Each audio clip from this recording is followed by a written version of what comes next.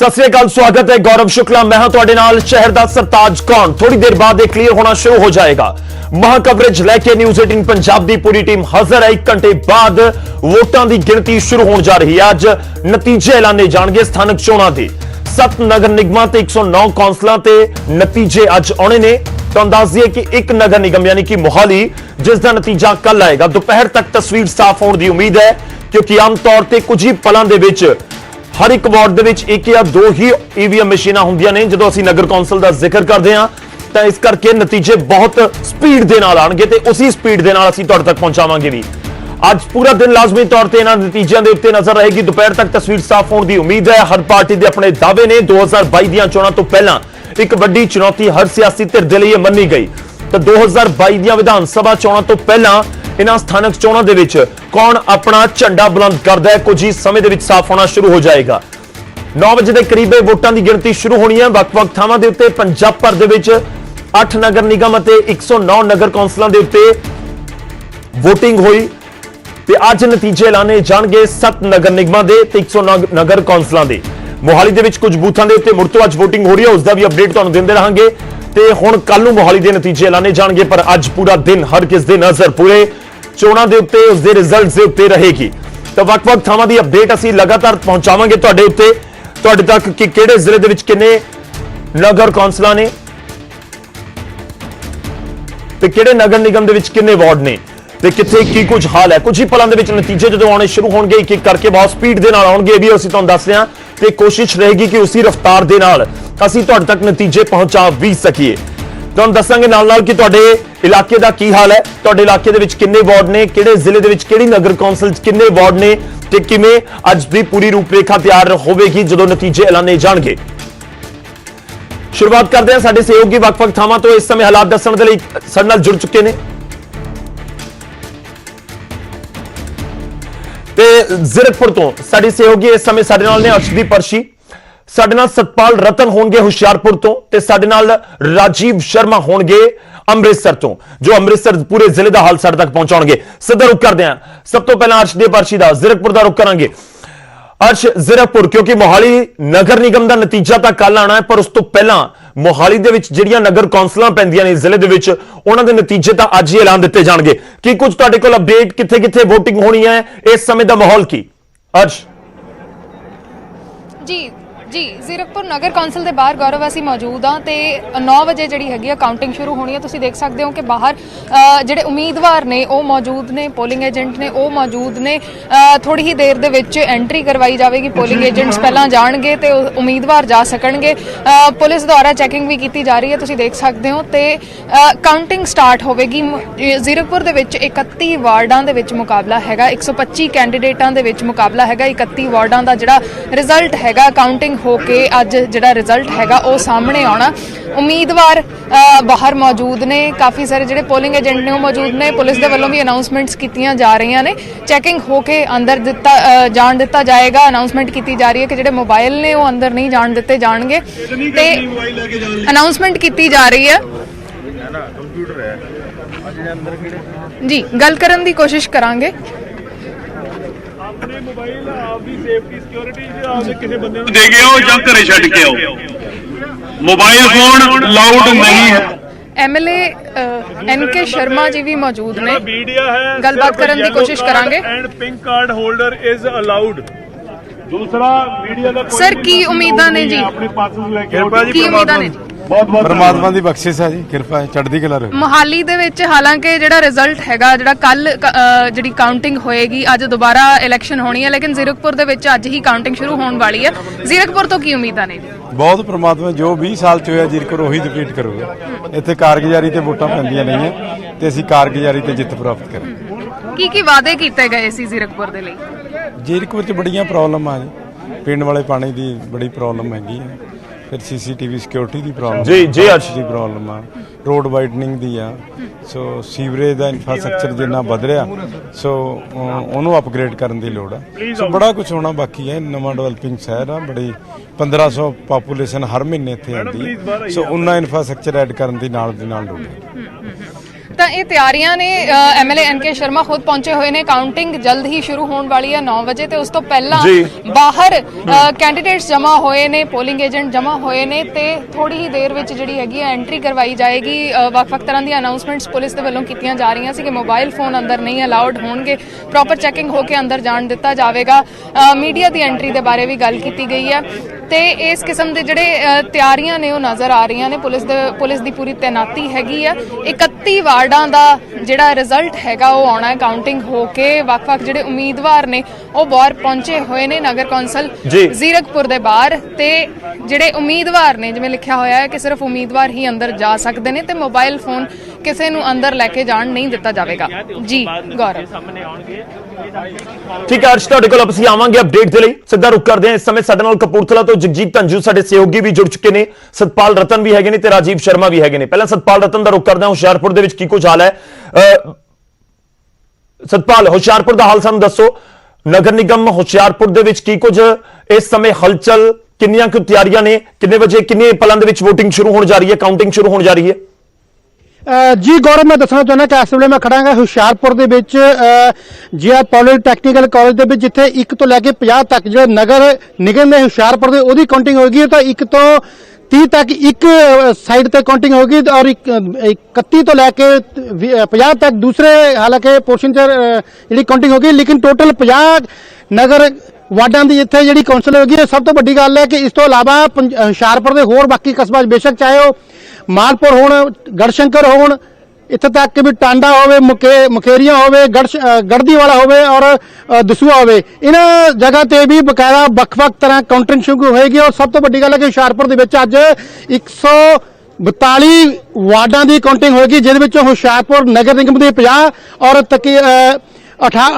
68 ਕਰੀਬ ਇੱਥੇ ਹੁਸ਼ਿਆਰਪੁਰ ਦੇ ਜਿਹੜੇ ਵਾਰਡ ਹੈਗੇ ਜਿਹੜੇ ਨਗਰ ਕੌਂਸਲ ਦੇ ਨੇ ਔਰ 3 ਵਾਰਡ ਨਗਰ ਪੰਚਾਇਤ ਦੇ ਨੇ ਜਿਨ੍ਹਾਂ ਤੇ ਕਾਊਂਟਿੰਗ ਸ਼ੁਰੂ ਹੋਏਗੀ। ਟੋਟਲ ਇਸ ਵੇਲੇ ਮੈਂ ਜੀਆਰ ਪੋਲੀਟੈਕਨੀਕਲ ਕਾਲਜ ਦੇ ਵਿੱਚ ਖੜਾ ਹਾਂ। ਤੁਸੀਂ ਮੇਰੇ ਪਿੱਛੇ ਦੇਖ ਸਕਦੇ ਹੋ ਕਿ ਜਿਹੜੇ ਪੋਲਿੰਗ ਏਜੰਟ ਨੇ, ਜਿਹੜੇ ਕਾਊਂਟਿੰਗ ਏਜੰਟ ਨੇ, ਉਹ ਇੱਥੇ ਪਹੁੰਚ ਚੁੱਕੇ ਨੇ। ਹਾਲਾਂਕਿ ਅੰਦਰੋਂ ਬਾਰ-ਬਾਰ ਅਨਾਉਂਸ ਹੋ ਰਹੀ ਹੈ ਕਿ ਥੋੜੀ ਸਮੇਂ ਬਾਅਦ ਇਹਨਾਂ ਸਾਰਿਆਂ ਨੂੰ ਅੰਦਰ ਬੁਲਾ ਲਿਆ ਜਾਏਗਾ। ਇਹਨਾਂ ਦੇ ਮੋਬਾਈਲ ਵਗੈਰਾ ਇੱਥੇ ਬਾਹਰ ਰੱਖੇ ਗਏ ਨੇ। ਉਸ ਤੋਂ ਬਾਅਦ ਇਹਨਾਂ ਦੀ ਜਿਹੜੀ ਉਹਨਾਂ ਨੂੰ ਅੰਦਰ ਬੁਲਾਇਆ ਗਿਆ ਤਾਂ ਕਾਊਂਟਿੰਗ ਸ਼ੁਰੂ ਹੋਏਗੀ। ਔਰ ਅੱਜ ਜਿਸ ਤਰ੍ਹਾਂ ਹੀ ਕਾਊਂਟਿੰਗ ਸ਼ੁਰੂ ਹੋਈ ਉਸੇ ਤਰ੍ਹਾਂ ਹੀ ਅਸੀਂ ਆਪਣੇ ਦਰਸ਼ਕਾਂ ਨੂੰ ਬਰਾਬਰ ਨਤੀਜੇ ਦੱਸਾਂਗੇ ਔਰ ਜੇ ਪੂਰੇ ਜ਼ਿਲ੍ਹੇ ਦੇ ਹਾਲ ਦੱਸਾਂਗੇ ਕਿਸ ਵਾਰਡ ਚੋਂ ਕਿਸ ਕੈਂਡੀਡੇਟ ਨੇ ਜਿੱਤ ਹਾਸਲ ਕੀਤੀ। ਖਾਸ ਕਰ ਜਿਹੜੇ ਹੁਸ਼ਿਆਰਪੁਰ ਵਿੱਚ ਇਸ ਵਾਰ ਕਿਸ ਪਾਰਟੀ ਨੇ ਮੱਲ ਮਾਰੀ, ਕਿਉਂਕਿ ਪਿਛਲੇ ਲੰਬੇ ਸਮੇਂ ਤੋਂ ਜੋ ਕਾਂਗਰਸ ਦਾ ਕਹਿਣਾ ਹੈ ਕਿ ਇੱਥੇ ਬੀਜੇਪੀ ਦਾ ਗੜ੍ਹ ਹੈ ਤੇ ਬੀਜੇਪੀ ਦੀ ਜਿਹੜੀ ਚੇਅਰਮੈਨ ਰਿਹਾ ਹੈ ਤੇ ਉਹ ਆਪਣਾ ਹੀ ਕਾਬਜ਼ ਕਰਨ ਲਈ ਆਪਣੇ ਬਹੁਤ ਜਦੋਜਹਿਦ ਕੀਤੀ ਹੈ। ਤੇ ਇਸ ਵਾਰ ਉਹਨਾਂ ਕਹਿਣਾ ਹੈ ਕਿ ਦਾਵਾ ਸਤਪਾਲ ਥੋੜੀਆਂ ਤਸਵੀਰਾਂ ਦਿਖਾ ਦਿਓ। ਸਤਪਾਲ ਥੋੜੀਆਂ ਜਿਹੀ ਤਸਵੀਰਾਂ ਦਿਖਾ ਦਿਓ ਤੇ ਦੱਸ ਦਿਓ ਕਿ ਬੀਜੇਪੀ ਦੇ ਕਿੰਨੇ ਵਾਰਡ ਦੇ ਉੱਤੇ ਉਮੀਦਵਾਰ ਮੈਦਾਨ ਦੇ ਵਿੱਚ ਨੇ ਹੁਸ਼ਿਆਰਪੁਰ ਦੇ ਵਿੱਚ? ਜੀ ਬਿਲਕੁਲ, ਜਿੱਦਾਂ ਬੀਜੇਪੀ ਦੀ ਗੱਲ ਕੀਤੀ ਜਾਵੇ, ਬੀਜੇਪੀ ਦੇ ਕਰੀਬ 49 ਕੈਂਡੀਡੇਟ ਜਿਹੜੇ ਵਾਰਡ ਤੇ ਆਪਣੇ ਉਮੀਦਵਾਰ ਤਾਰੇ ਨੇ। ਹਾਲਾਂਕਿ ਇੱਕ ਉਮੀਦਵਾਰ ਉਹਨਾਂ ਕੋਲ ਨਹੀਂ ਤਾਰਿਆ, ਲੇਕਿਨ ਕਾਂਗਰਸ ਵੱਲੋਂ ਟੋਟਲੀ 50 ਵਾਰਡਾਂ ਦੇ ਉੱਪਰ ਆਪਣੇ ਉਮੀਦਵਾਰ ਤਾਰੇ ਗਏ ਤੇ ਇਸ ਹੀ ਅਕਾਲੀ ਦਲ ਵੱਲੋਂ ਵੀ ਆਪਣੇ ਉਮੀਦਵਾਰ ਤਾਰੇ ਗਏ ਨੇ। ਹੁਣ ਦੇਖਣਾ ਹੋਵੇਗਾ ਕਿ ਕਿਸ ਵਾਰਡ ਦੇ ਉੱਪਰ ਕੌਣ ਉਮੀਦਵਾਰ, ਕਿਹੜੀ ਪਾਰਟੀ ਆਪਣਾ ਦਬਦਬਾ ਰੱਖਦੀ ਹੈ ਤੇ ਹੁਸ਼ਿਆਰਪੁਰ ਦੇ ਨਗਰ ਨਿਗਮ ਮੇਅਰ ਤੇ ਕਬਜ਼ਾ ਕਰਦੀ ਹੈ। ਜੀ ਗੌਰਵ।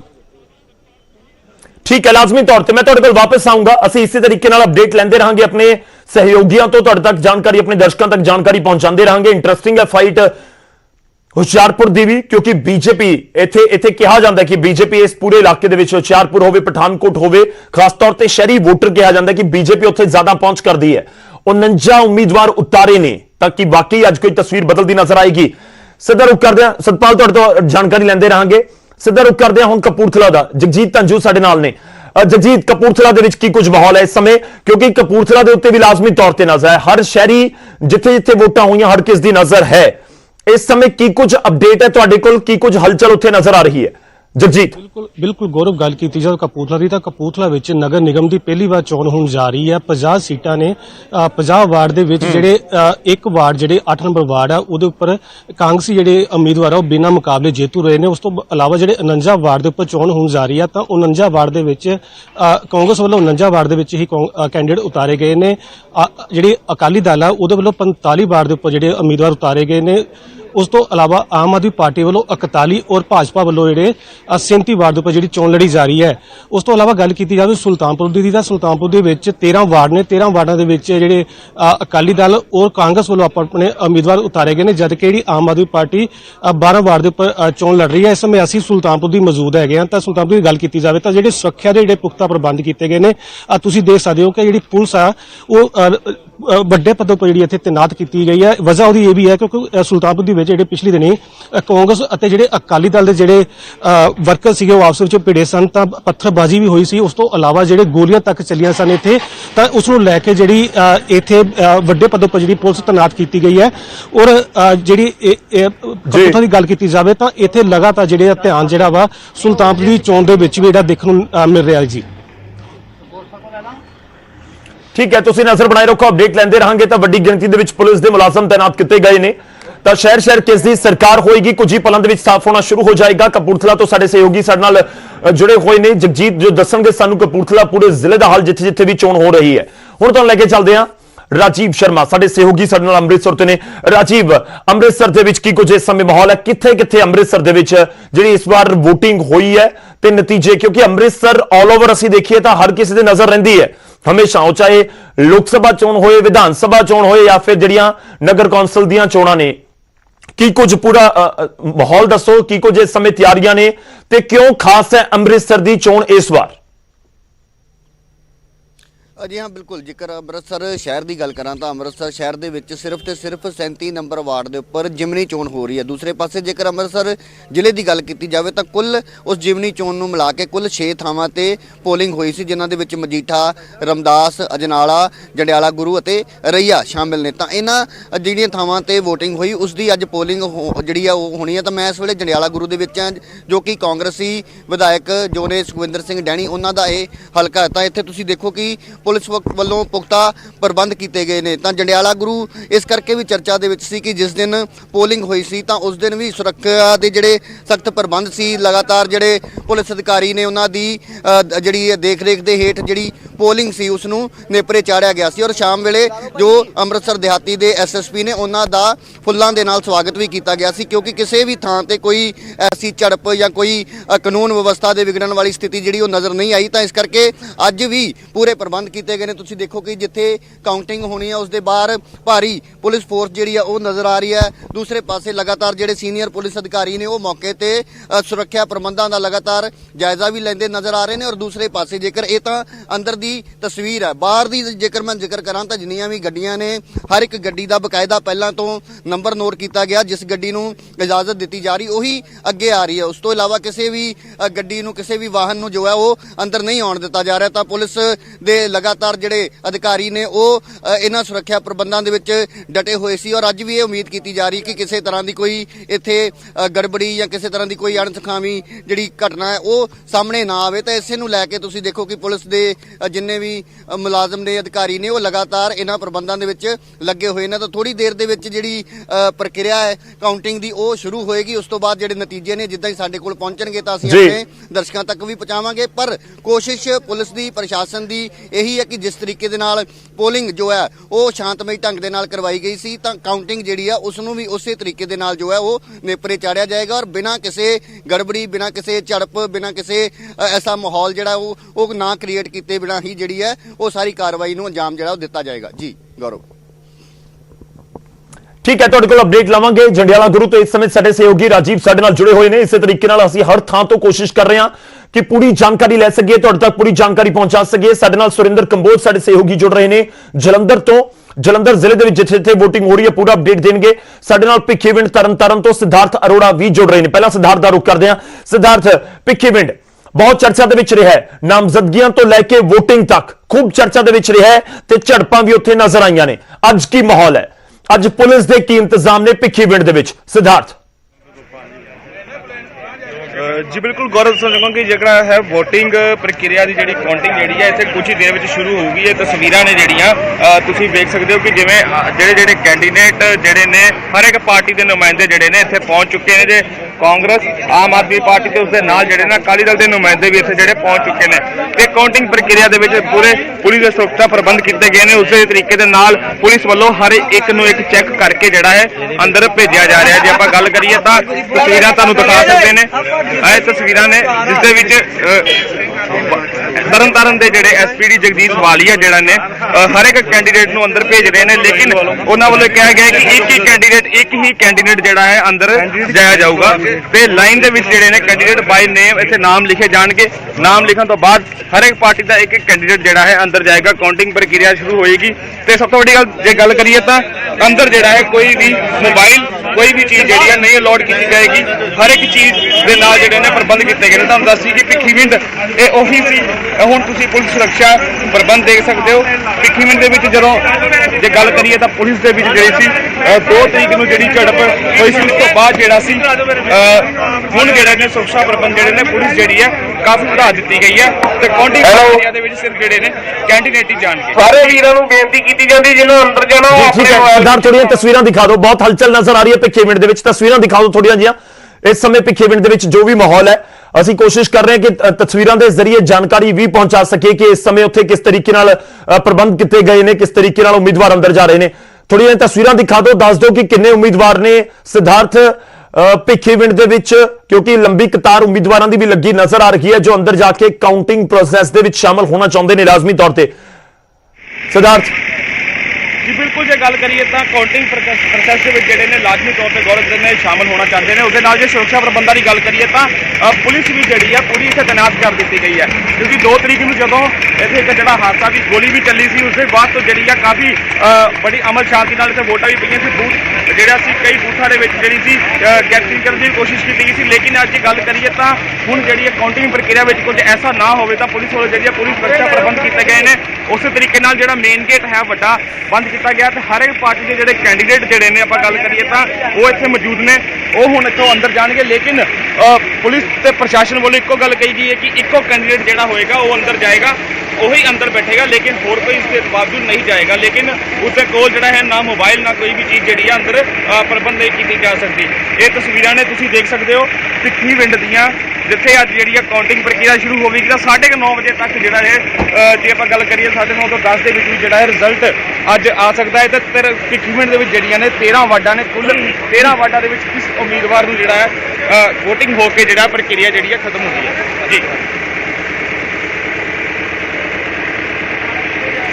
ਠੀਕ ਹੈ, ਅਸੀਂ ਤੁਹਾਡੇ ਕੋਲ ਵਾਪਸ ਆਵਾਂਗੇ। ਭਿੱਖੀਵਿੰਡ ਦਾ ਹਾਲਾਤ ਅੱਜ ਹਰ ਕੋਈ ਜਾਣਨਾ ਚਾਹੁੰਦਾ ਕਿ ਉੱਥੇ ਕੀ ਕੁਝ ਨਤੀਜੇ ਰਹਿੰਦੇ ਨੇ, ਕਿਸ ਤਰੀਕੇ ਦੇ ਲੋਕਾਂ ਦੇ ਵੱਲੋਂ ਜਿਹੜਾ ਆਪਣਾ ਫੈਸਲਾ ਸੁਣਾਇਆ ਗਿਆ ਕਿਸ ਦੇ ਪੱਖ ਦੇ ਵਿੱਚ ਰਹਿੰਦਾ ਹੈ ਜਾਂ ਕਿਵੇਂ ਦਾ ਰਹਿੰਦਾ ਹੈ। ਤੁਹਾਡੇ ਕੋਲ ਲਗਾਤਾਰ ਅਸੀਂ ਅਪਡੇਟ ਲੈਂਦੇ ਰਹਾਂਗੇ। ਸਿਧਾਰਥ, ਹੁਣ ਸਿੱਧਾ ਰੁਕ ਕਰਦੇ ਹਾਂ ਸੁਰਿੰਦਰ ਕੰਬੋਜ ਦਾ। ਸੁਰਿੰਦਰ ਸਾਨੂੰ ਤਸਵੀਰ 'ਚ ਨਜ਼ਰ ਆ ਰਹੇ ਨੇ ਤੇ ਲੱਗ ਰਿਹਾ ਕਿ ਉਹ ਵੀ ਜਿੱਥੇ ਬਣਾਇਆ ਗਿਆ ਕਾਊਂਟਿੰਗ ਸੈਂਟਰ ਉੱਥੇ ਅੰਦਰ ਜਾ ਰਹੇ ਨੇ। ਸੁਰਿੰਦਰ, ਜੇਕਰ ਮੇਰੀ ਆਵਾਜ਼ ਪਹੁੰਚ ਰਹੀ ਹੈ ਤਾਂ ਕੀ ਕੁਝ ਇਸ ਸਮੇਂ ਹਲਚਲ, ਤਿਆਰੀਆਂ ਦਿਖਾਓ, ਸਮਝਾਓ ਸਾਡੇ ਦਰਸ਼ਕਾਂ ਨੂੰ। ਜਲੰਧਰ 'ਚ ਕਿੱਥੇ ਤੁਸੀਂ ਇਸ ਸਮੇਂ ਮੌਜੂਦ ਹੋ ਸੁਰਿੰਦਰ?